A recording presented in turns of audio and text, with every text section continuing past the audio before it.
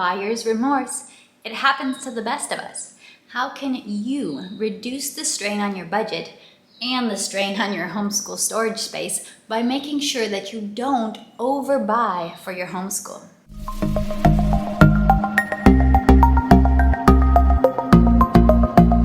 Hi, I am Rachel from 7 and All, and I am a second-generation homeschooler.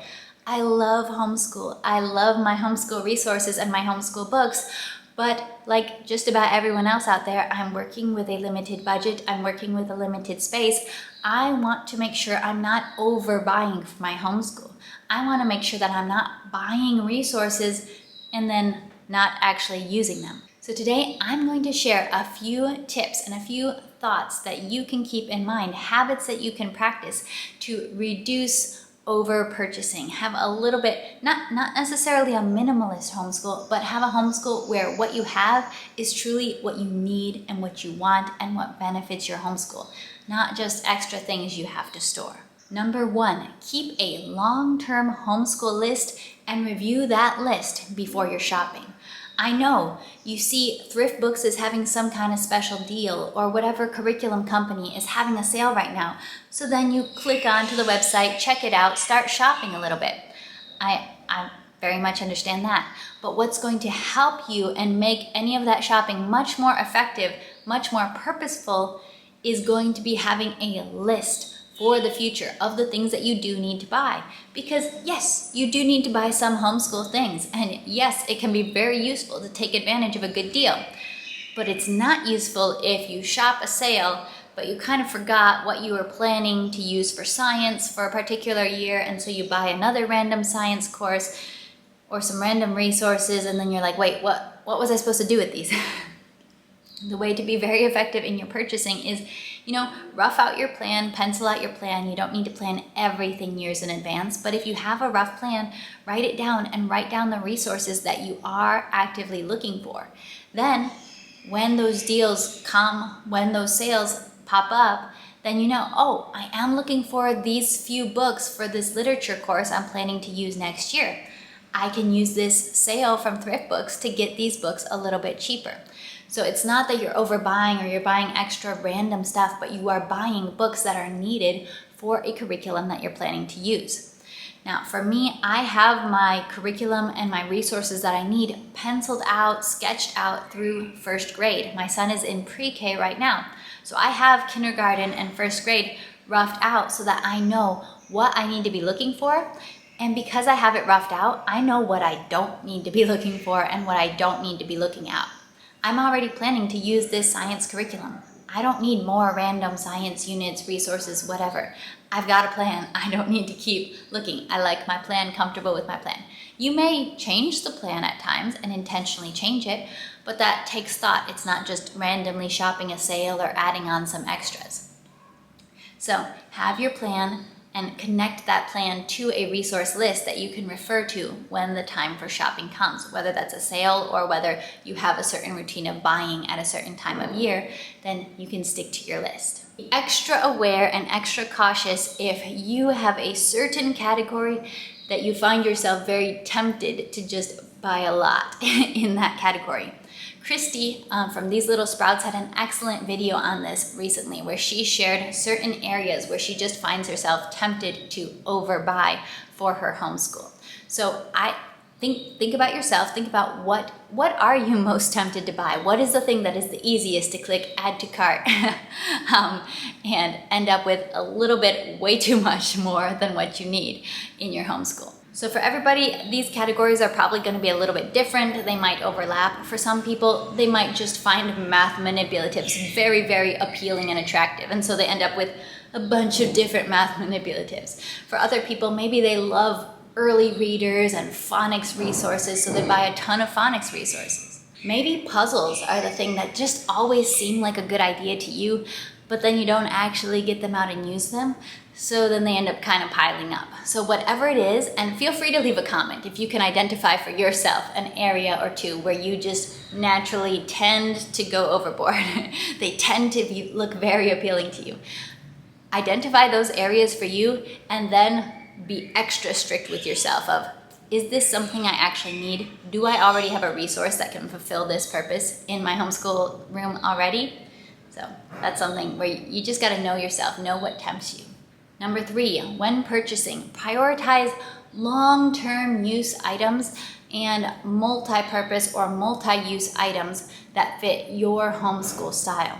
For example, a big book of a fairy tale anthology might be more useful. You might be able to use it in more ways. You might be able to use it over a longer period of time and with multiple different children over the years. That might be more useful to you than just a specific picture book covering, Beethoven or something, because you're studying about Beethoven for this 6-week term.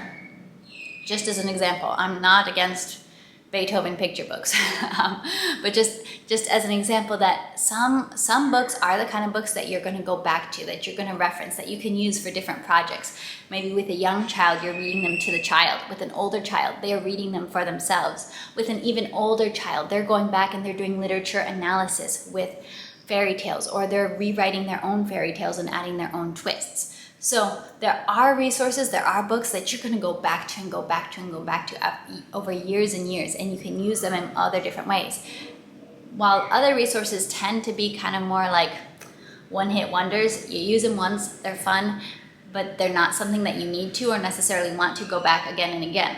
Try to get the one-hit wonders from the library if you can, but try to invest more in the things that you're really, really going to use.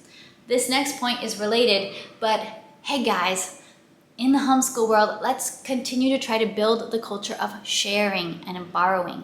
Sometimes, especially with literature-based type of curriculums, not workbooks, not PDFs, we know that that's against copyright, but when you got a whole stack of books to read and your friend has a whole stack of books to read, maybe sometimes you guys can switch your stacks when this friend is not using this literature-based curriculum this year, this friend is not using this literature-based curriculum this year.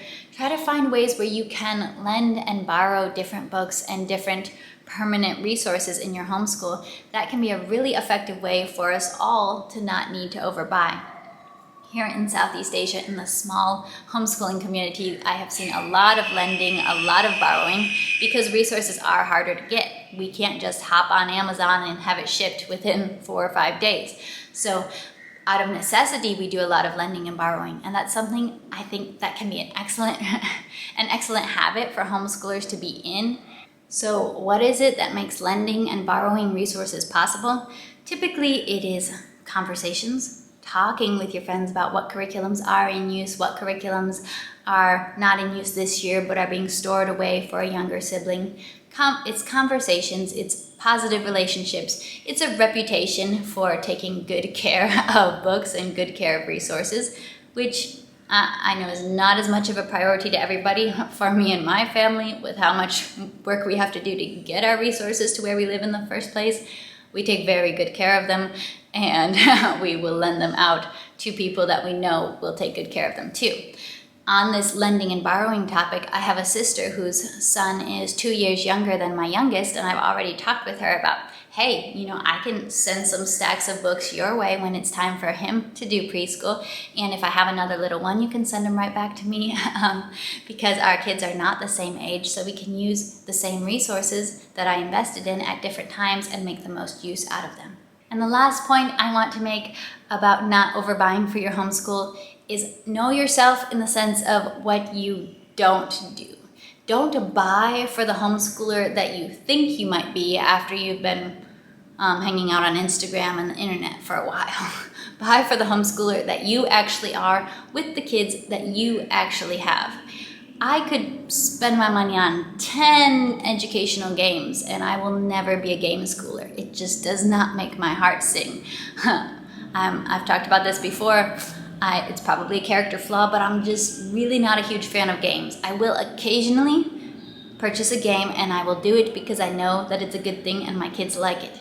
But it's not something that really, in all honesty, it's not something that gets the most use in my house because it doesn't make my heart sing. It's not the type of homeschooler I am. I'm just not a game schooler. I'd rather do many, many other things before sit down and play a board game. So because of that, it's not something that I'm going to say, oh, I'm going to be a game schooler this year and buy a ton of games. I might buy one or two, and I'll discipline myself to sit down and do them, because sometimes it's good to do things you don't want to do. But for myself as a homeschooler, I love reading aloud. I've always loved reading aloud. I loved reading aloud to my siblings when I was a kid myself. So if I invest in books that I'm going to read aloud to my kids, I have a pretty solid idea that that's going to be a good investment. I'm going to be able to read those books many, many times. We have books in our library that I've read literally hundreds of times over my years of being a parent. We're talking that they are, fractions of pennies per use for these books. And I love books. So that's something that in general, and it's not that I love all books. There are books that I bought. I've made a bad decision. I hated that book. So I got rid of that book. But knowing yourself, knowing the types of resources that you are most likely to use can really help shape your homeschool. Maybe you don't really love read alouds. Maybe your kids don't really love reading.Maybe they're not the kind who are going to pick up a book and read it again and again and again. So maybe for you, buying a bunch of books isn't actually that good of an investment. Maybe for you, you actually like the board games and you actually will use the board games. So board games are a better investment for you. That's what I'm trying to communicate here, is when you're shopping, don't pretend to be a different homeschooler than the homeschooler you actually are on an everyday basis. Buy for you and your homeschool and your kids what fits your situation, the things that you know you can use long term. All right, I hope that these thoughts on overbuying versus buying exactly what you need and exactly what you're going to use were helpful. I really hope that you take the time to plan ahead for your homeschool as much as is possible, and then just specifically buy those things that you need rather than buying all these random extras that you might use as an extension activity sometime. To me, if you don't have a plan to use it, a specific plan to use it, probably don't buy it. All right, I'll be seeing you next time. Bye.